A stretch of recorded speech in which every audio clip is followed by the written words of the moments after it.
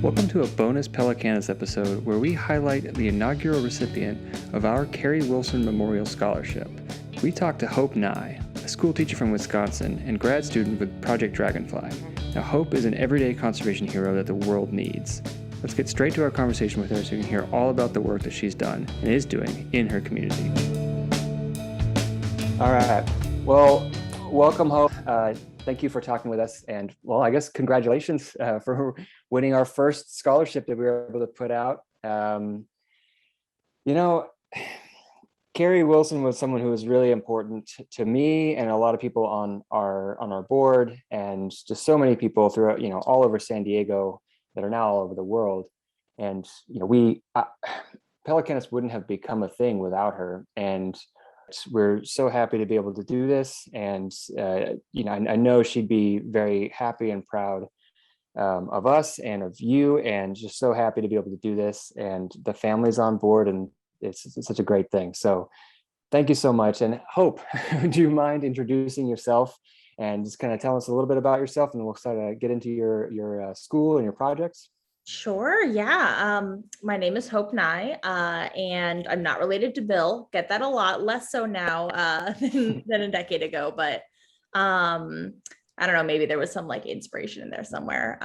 And my day job is a special education teacher. I've been teaching for over a decade now. I started in 2009. And I'm currently based out of Madison, Wisconsin. I just moved here from Chicago, and I've been sort of all over the country in Massachusetts and California, Washington State. I lived in Canada for 5 years, the UK for a year. So I've just definitely traveled around, seen a lot of things, which has been really great. And I'm also in the Project Dragonfly graduate program for biological sciences. I've got my master's in special education already, so I'm trying to take all of my disparate interests and bring them together somehow.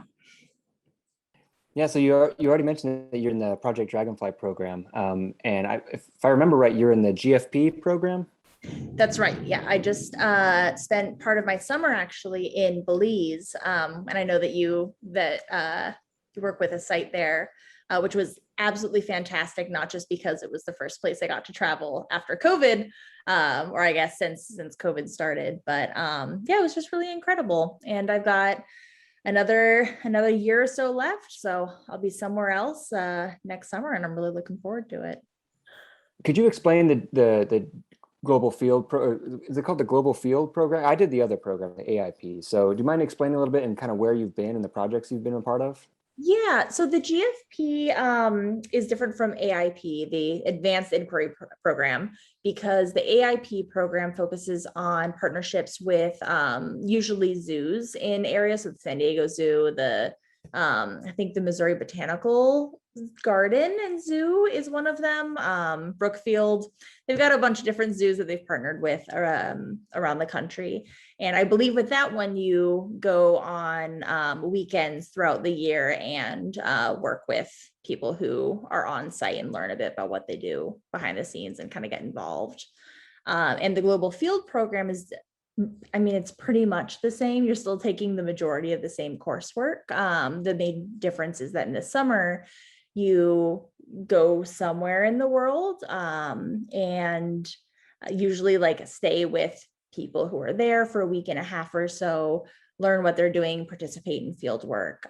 So for last summer, I went to Belize and stayed with some people in the middle of the country with an indigenous tribe that lives there. And we learned about how they live, what it's like to hunt with bows and arrows, but also have cell phones, which was challenging for my Western brain, but really cool to be a part of. I learned how to process cassava and was very proud of making some cassava bread and like threw it up on a roof, which is a thing that they do.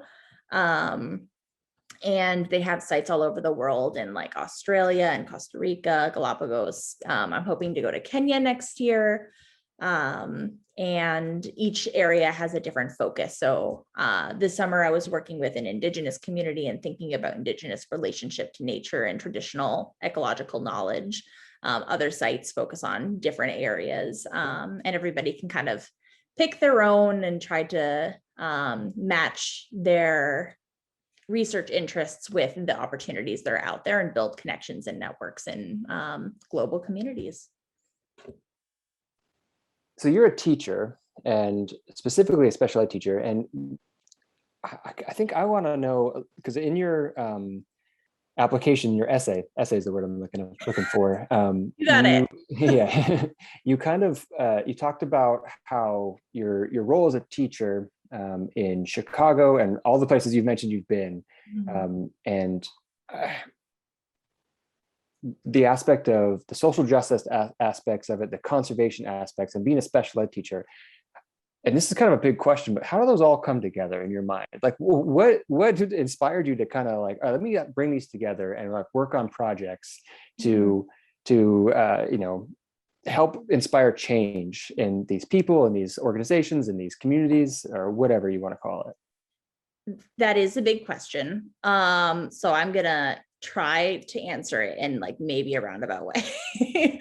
I sort of fell into teaching special education. Originally, I was going to be an English teacher. And then I ended up teaching literacy to special education students. Loved it because there are a lot of restrictions with the way that the American education system runs their curriculum, and special education kind of allows teachers to meet students where they're at through like a process that involves a lot of transparency. So I ended up working with special education students, and the American education system has another problem where students of color are disproportionately represented in special education due to systematic racism.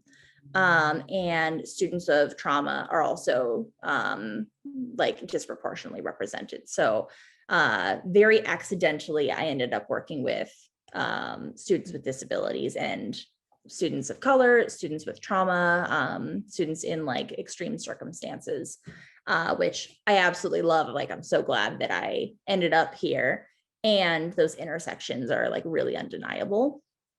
And then on the other side of the coin, I've just always been really interested in nature. I'm an animal person, love animals, learning plants.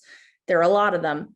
But I just sort of wanted to learn more. And I think that a lot of people equate education with career growth, and like there's definitely a correlation there, but I don't necessarily think that getting an education means it has to serve your career. I just sort of love the environment and want to learn more about how I can help and like what I can do and understand the world better. So I ended up enrolling in this program for that reason. And it just seemed like the perfect opportunity to think about how the environment and how the communities that I work with interact. I mean, I might be going a bit ahead of our conversation, but I think that there's a lot of research that shows that people of color and people with like lower socioeconomic means, which are also intersected, are less likely to be out in nature, are less likely to volunteer in conservation programs, they're less likely to be enrolled in like environmental education programs.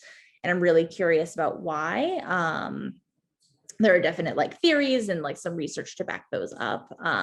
But I'm working with these students, and I mean, I just think that we all should be doing our part to help the environment and to appreciate nature that's out there. And I kind of want to understand those divergent values a bit more, and see what I can do to help. One of the ideas of what we're doing is, and we talk to these big names, and we're so happy to be able to do it, but one of the ideas is that conservation can be done by anybody. And, you know, you're a perfect example. You know, not, yes, you're in a master's for biology, but, you know, you're a special ed teacher.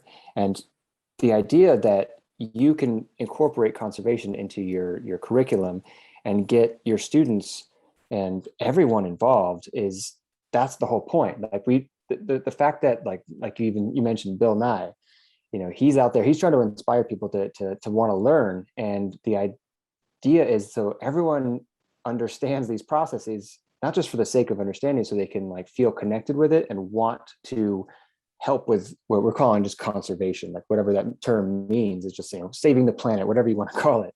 And I like what you said there, where you said that you're trying to figure out how to make that. So do you have specific projects that you've been creating in your curriculum, I guess, or either in your curriculum that you're teaching with your kids, or in your master's program that you've been learning, because you're kind of stuck in the middle of the food chain there.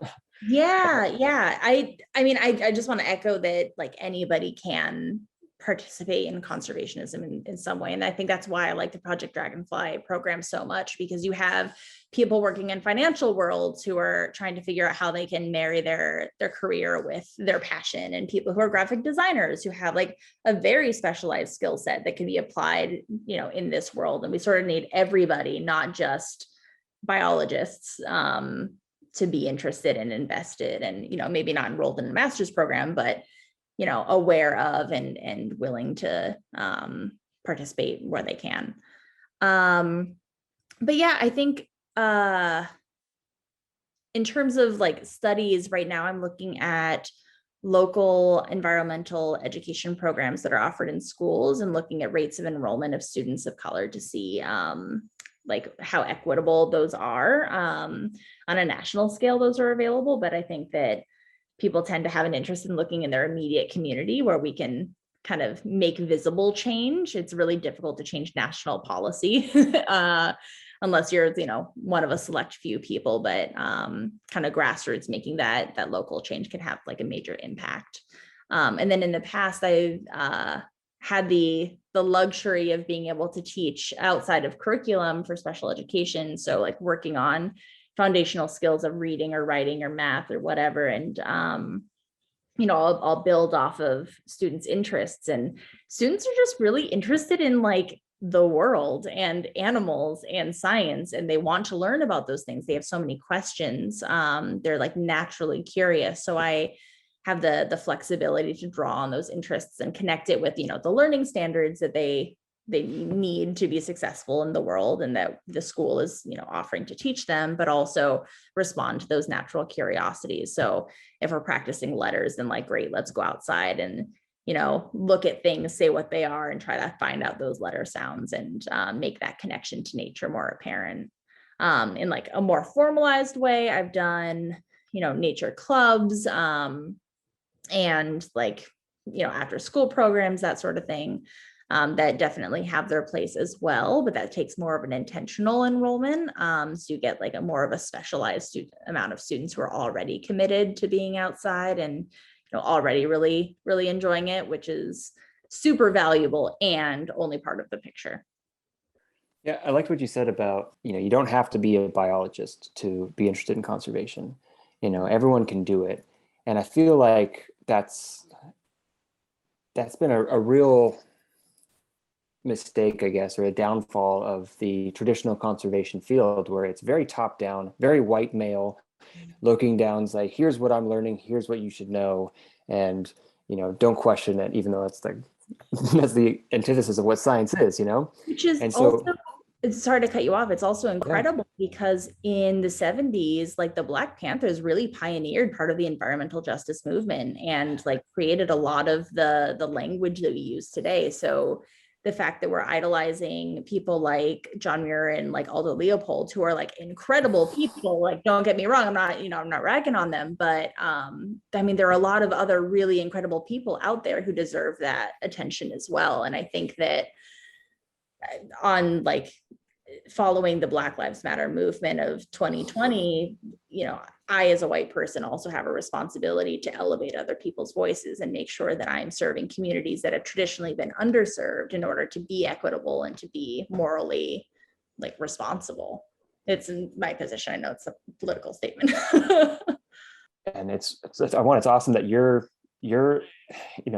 you may or may not feel this way, but you're on the front lines of it, because yes, there's researchers, and yes, there's people that are making, big level decisions, but you're the one doing the work every day, and that's what's inspiring to us, is that there's so many people, you included, that are literally dedicating your lives to all this, whatever you want to call it. So basically I feel like it's this big movement where it's social justice, environmental justice, everything wrapped up into this one thing. And yes, you can tweet about something, but if you're if you're not living it, then it's just performative, you know? Yeah, I was talking with my like a neighborhood group that I'm a part or that I'm becoming a part of that is supporting a local park that's across the street. It's a big old park. It has like a bald eagle nest, which is just incredible to like live 10 minutes away from a bald eagle nest. You can go and see like a juvenile bald eagle grow up. And there have been, I guess, several research studies done on dredging this lake. And the research has shown that this lake needs to be dredged for a variety of reasons, including health reasons. And the city is dragging their feet. And so you have these people who are willing to do the research and show that this is necessary. You have the city that is performatively saying we will eventually do this in a budget that keeps getting pushed back. And then you have the people who are actually on the floor advocating for this to happen, going out and cleaning it every day. And those are the people that are actually making the difference and not getting any of the credit for it, which is, a real disappointment. I talk about this a lot with our group or whoever, but it's because it's not really about the credit. It's not like, hey, highlight me, like tell, I want credit too. It's not about the credit. It's just we want it to get done right and include the communities that are going to utilize these projects or these areas, or drop in whatever program here. And it tends to revert back to that old hierarchical system that we we're talking about. And I feel like I'm seeing a lot of progress. I obviously we have a podcast, multiple podcasts all about optimism and possibilism, and so I tend to kind of lean that way, but I also try not to do it in like a toxic positive way. It's like, yeah, there's lots of problems, but we want to highlight and talk to the people who are really doing the work. Whether in your classroom or in your academic endeavors, yeah, what goals do you have to kind of further these ideas, these movements that you've been a part of, you've started, and where do you want to go with it? That's a great question. Might be a difficult question. Yeah, I guess I'm not 100% sure. I think that the way that society is functioning right now with technology being pushed even further in recent years due to the pandemic, jobs are being created all the time that people aren't aware of. So it's really difficult to think about like something concrete, because I don't think that what is existing in the world right now is going to be the same in 5 years. I think that people can really create their own paths now more than ever, and probably more so in the future. I do know that I want to continue working in education, and it would be great to sort of marry the experience that I've had with students with disabilities and marginalized communities with environmentalism. Unfortunately, there's not like a huge pay, there's not a lot of income for those positions. But I also don't think that it needs to be a career. I think that people think that what they want to accomplish has to be done within the confines of their career, and that's not always the case. What you do after work, what you do on your weekends, how you live your life outside of your work period is also really important. And if the information that I'm getting from this program, learning about conservationism, learning about how to work with communities, learning how to provide interpretation and be a positive influence and connect people with nature, comes out in like going on a walk after work and being able to stop and talk with the family about something that they're seeing, or being able to like run a formal program for students after school where they can like go and explore the woods that they've always been afraid of because they don't know what's inside of it, and kind of like normalize that experience a little bit. All of those little moments can really add up. So I think that, your question is like, what do you want to do with it? And I think my answer is just, 1,000 little moments that might make a difference, which I think really anyone can do. No, you're so right. And I think that's that's that kind of attitude that so many organizations are out there trying to instill in people. And we talked to somebody recently, that'll be in a future episode, that she says, and it's a little bit different context, but she was saying that when she looks to hire people for her organization, she hires for passion first and skills second, because she's like, most of our skills we can teach, but if you have someone that has the passion that this is what they are doing with their life, whether or not they get paid or to do it or not, you can teach the skills you need for that position or your department or whatever. And that's exactly what I'm hearing from you, is that even if you weren't in this master's program, or whether or not you get huge paying job, like you're going to keep doing this. And I don't want to say it's a new thing, but in reality it's a new thing, because conservation is a new thing. Like, we never needed to conserve anything until about 150 years ago. And so especially over the last 50, 70 years, conservation's really become a forefront in our culture.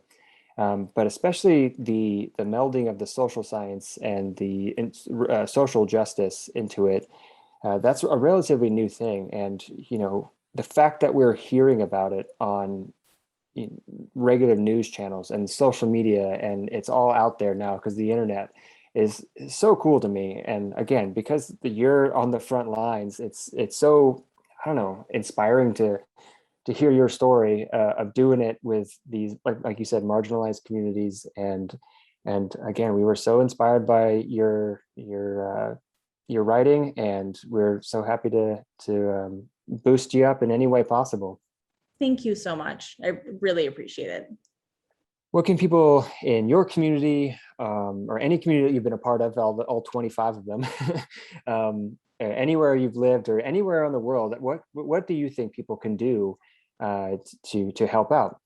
Yeah, I think that if you're passionate about something, you just gotta be vocal about it, because you will find your people and your people will find you, and opportunities will come up if people know that you're interested in them, and you can go out and like seek out those opportunities, and like it will happen, because everybody's passionate about something. You just gotta kind of go out and find it.